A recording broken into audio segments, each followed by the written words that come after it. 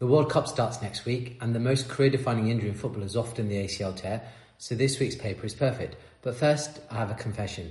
As a proud Englishman, I'm in my England shirt, but the senior author on this paper is Jorge Chala, known to his friends as George, and he's an Argentinian based in Chi-Town. And I'm genuinely convinced this man has a twin because the volume of papers he produces is physiologically impossible.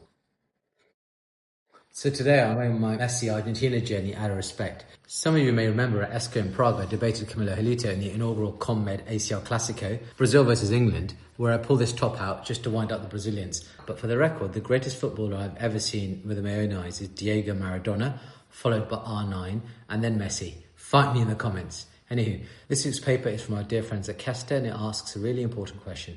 After ACL reconstruction, how often do football players suffer a second ACL injury? And the answer is far too often. This systematic review and meta-analysis included 34 studies and almost 17,000 football players after ACL reconstruction. The poor incidence for second ACL injury was almost 22%, so over 1 in 5. And in some subgroups, it's even worse. Players under 21-year-olds were almost 32% risk, almost 1 in 3. Female players had a significantly higher poor incidence than male players, 23.5% versus 18.6%, with about 30% higher odds overall. And here's the part that really matters. The ACL graft isn't the only problem. Same-sided re-injury and contralateral ACL injury were almost identical, 10.4% versus 10.6%.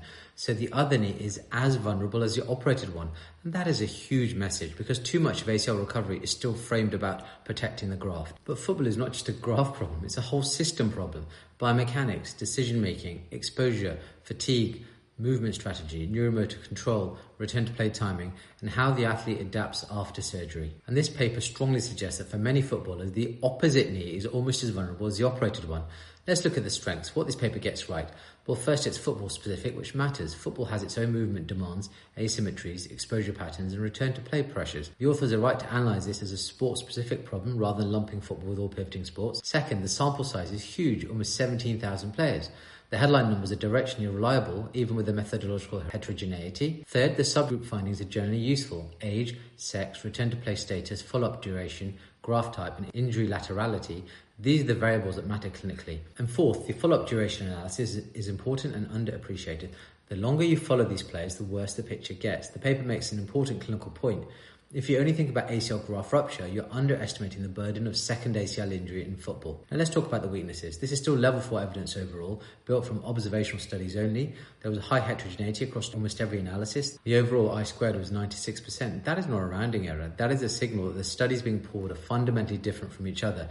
Different populations, different definitions, different data sources, different follow-up lengths.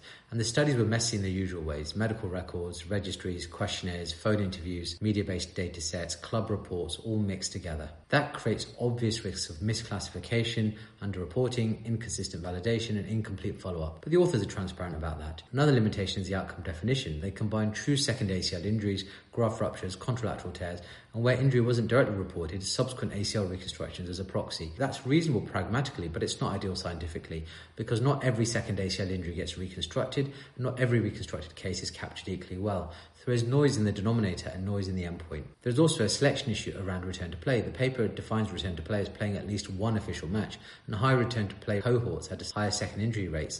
And that makes intuitive sense, but it also means exposure matters enormously. The more football you actually go back to, the more chance you have of getting injured again. So high return to play cohorts having higher re-injury rates is partly about exposure, not just biology or surgical quality. That is a critically important distinction for how we counsel players.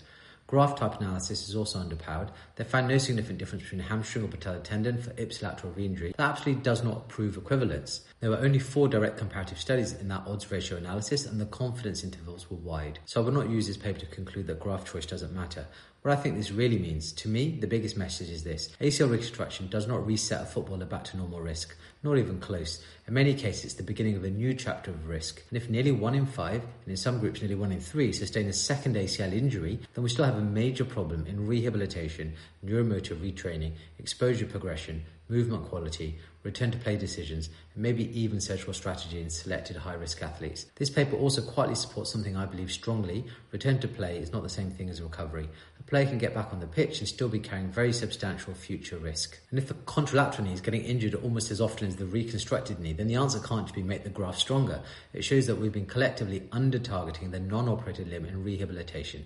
It has to include the athlete, the movement system, and the sport environment.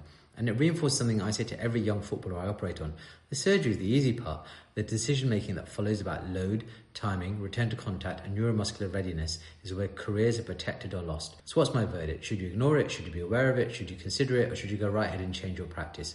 Well, I say, be aware of it and let it change how you counsel your patients and what you say. This is not practice-changing evidence for a specific surgical technique. The heterogeneity is too high and the evidence base is observational, but it is attitude-changing evidence. If you're not actively counselling young footballers about bilateral risk and building bilateral neuromuscular rehabilitation into your post-operative pathways, this paper says you absolutely should be. See you next Sunday. I'll keep breaking down the evidence as it lands. Argentina.